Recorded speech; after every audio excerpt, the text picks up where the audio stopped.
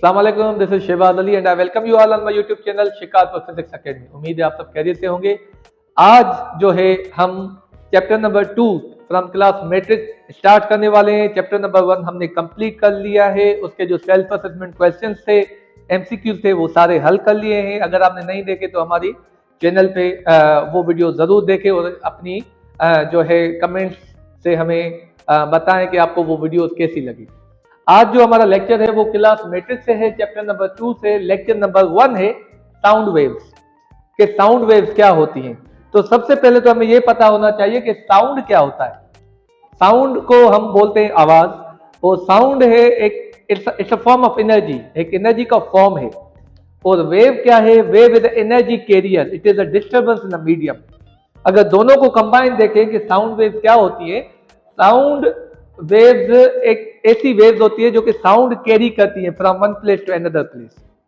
तो डेफिनेशन पढ़ते हैं। Sound is produced due to vibrating bodies. Sound जो होता है वो किसी भी, जब भी कोई बॉडी वाइब्रेट करती है तो आवाज पैदा होता है। मिसाल के तौर पे ये जो बोर्ड आपके सामने है, ये पूरा जो है मॉलिक्यूल्स का बना हुआ है। जब मैं इसको ऐसे नॉक करता हूं तो आप आवाज सुन पा रहे हैं। वो कैसे सुनी आपने? क्योंकि इसके जो मॉलिक्यूल्स थे वो वाइब्रेट कर रहे हैं। जब मैं इसको फोर्स लगा रहा हूं तो इसके मॉलिक्यूल जो है वाइब्रेट कर रहे हैं। जब मॉलिक्यूल्स की वाइब्रेशन प्रोड्यूस हो रही है तो उसकी वजह से जो है वो साउंड प्रोड्यूस हो रहा है। और भी जैसे मेरा वोकल कॉर्ड है, वोकल कॉर्ड जो मैं आवाज पैदा कर रहा हूं वो कैसे प्रोड्यूस हो रहा है, कैसे पैदा हो रहा है आवाज जो है वो ऐसे पैदा हो रहा है कि जब मैं फोर्स लगा रहा हूं अपने वोकल कॉर्ड पे तो मेरा वोकल कॉर्ड जो है वो वाइब्रेट हो रहा है। ठीक है, वो टू एंड फ्रो मूव हो रहा है, ऊपर नीचे मूव हो रहा है, तब जाके जो है आवाज जो है प्रोड्यूस हो रही है। या फिर ऐसे समझे कि मेरी जो हार्ट बीट होती है, जैसे जो कोई भी पेशेंट जाता है किसी भी कार्डियोलॉजिस्ट के पास तो वो उसकी हार्ट बीट चेक करते हैं। हार्ट बीट मतलब हार्ट जब बीट होती है तो साउंड प्रोड्यूस होता है, उसको हम स्टेथोस्कोप के जरिए सुन सकते हैं। या फिर आपने जरूर देखी होगी कि स्ट्रिंग्स जो होती है गिटार के ऊपर, जब आप उसको फोर्स लगाते हैं वो टू एंड फ्रो मूव करती है तो आवाज पैदा होता है। या जो ढोल होता है वो जब जो ढोल पे हम फोर्स लगाते हैं तो उसके जो मॉलिक्यूल्स होते हैं वो टू एंड फ्रो मूव करते हैं। जब वो टू एंड फ्रो मूव करते हैं तो जो है साउंड प्रोड्यूस होती है। तो इनका मतलब ये होता है कि साउंड वेव जो भी है, साउंड जो है वो हमेशा तब प्रोड्यूस होगा जब जो है कहीं पे वाइब्रेशन होगी, मॉलिक्यूल्स वाइब्रेट करेंगे। बहुत सारी एक्टिविटी के जरिए आप देख सकते हैं कि साउंड जो है वो वाइब्रेशन के थ्रू प्रोड्यूस हो रहा है। जैसे ये चीज है हमारे पास, इसको बोलते हैं ट्यूनिंग फोक।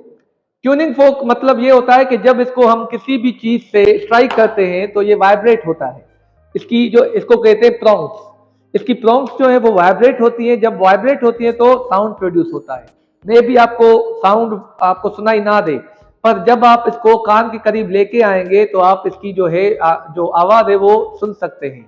या फिर ऐसे कर सकते हैं, आप इसको जब स्ट्राइक करते हैं तो इसको आप पानी के गिलास में डालें, पानी जो है वो वाइब्रेट करेगा, इसकी वाइब्रेशन पानी में आपको नजर आएगी।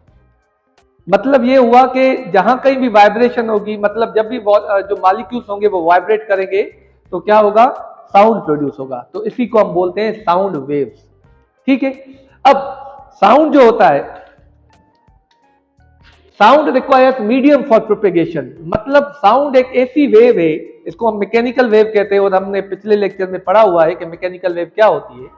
साउंड वेव एक ऐसी वेव होती है जो कि जब भी प्रोपेगेट करेगी तो किसी ना किसी मीडियम के थ्रू ही करेगी। यहाँ पे कौन सा मीडियम है कि मेरा आवाज आपको सुनाई दे रहा है? This is air.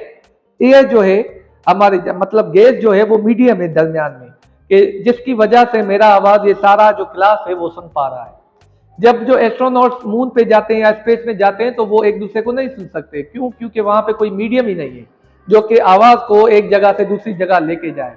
इसका मतलब ये है कि जब भी आवाज ट्रेवल होगी वो किसी ना किसी मीडियम के थ्रू ही होगी। तो ठीक है, आपको समझ में आ गया होगा कि साउंड एक ऐसी वेव है जिसको मीडियम की रिक्वायरमेंट होती है। तो भले वो गैस हो या लिक्विड हो या सॉलिड हो, जैसे आप देख सकते हैं कि आपका एक मीडियम सॉलिड है जिसके जरिए हम आवाज सुन पा रहे हैं।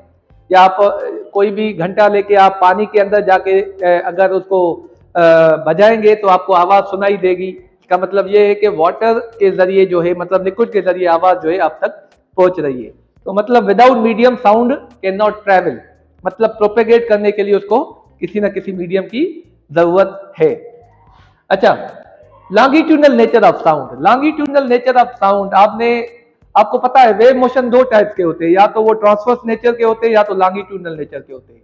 अब लॉन्गिट्यूडनल नेचर क्या होता है? लॉन्गिट्यूडनल नेचर ये होता है कि जो मॉलिक्यूल्स की वाइब्रेशन है और जो वेव मोशन है वो एक ही डायरेक्शन में हो, इसको बोलते हैं हम लॉन्गिट्यूडनल नेचर। मतलब जिस डायरेक्शन में वेव मूव कर रही है उसी डायरेक्शन में आपका जो है मॉलिक्यूल्स की जो वाइब्रेशन है उसी डायरेक्शन में है। इस किस्म के नेचर को, वेव के नेचर को हम बोलते हैं लॉन्गिट्यूडनल नेचर। और साउंड भी सेम नेचर का है। अब वो कैसे ट्रेवल होता है आपको बता रहे हैं। मिसाल के तौर पे जब साउंड वेव यहाँ पे किसी भी मॉलिक्यूल को मिलेगी, मिसाल के तौर पे यहाँ पे एयर में मॉलिक्यूल को मिली, तो वो मॉलिक्यूल क्या करता है? ऐसे वाइब्रेट करता है टू एंड फ्रो। जब वो टू एंड फ्रो वाइब्रेट करता है तो ये जो स्ट्राइक करता है नेबरिंग मॉलिक्यूल से, फिर इसको एनर्जी आ जाती है, फिर ये टू एंड फ्रो मूव करता है, फिर ये एनर्जी देगा अपने नेबरिंग मॉलिक्यूल को। इन दिस वे जो एनर्जी जो है वो ट्रेवल होती जाएगी ऐसे। अब आप देख सकते हैं कि मॉलिक्यूल की जो वाइब्रेशन है, अच्छा वाइब्रेशन ऑन इस पोजीशन होगी। ऐसे नहीं है कि मॉलिक्यूल जो मूव करेगा वो टू एंड फ्रो अपनी मीन पोजीशन के ऊपर ही जो है टू एंड फ्रो मूव करेगा, वो सिर्फ एनर्जी ट्रांसफर करेगा, क्योंकि वेव का मतलब ये सिर्फ एनर्जी ट्रांसफर करना। आप देख सकते हैं कि मॉलिक्यूल की वाइब्रेशन कहां है? इस डायरेक्शन में।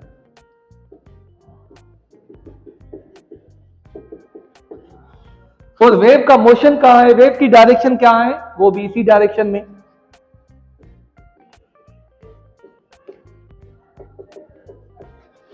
तो जब मॉलिक्यूल की वाइब्रेशन और वेव का मोशन दोनों एक ही डायरेक्शन में हो, मतलब पैरेलल हो, तो ऐसे किस्म के वेव के नेचर को हम कहते हैं लॉन्गिट्यूडनल नेचर।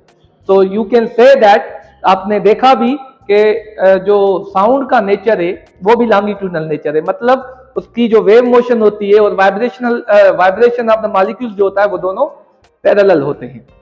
तो उम्मीद है आपको ये लेक्चर समझ में आया होगा, जिसमें हमने आपको समझाया कि साउंड वेव्स क्या होती है और उसके एग्जांपल्स क्या होते हैं, और साउंड को मीडियम की रिक्वायरमेंट होती है, और साउंड का जो नेचर होता है वो लॉन्गिट्यूडनल नेचर होता है।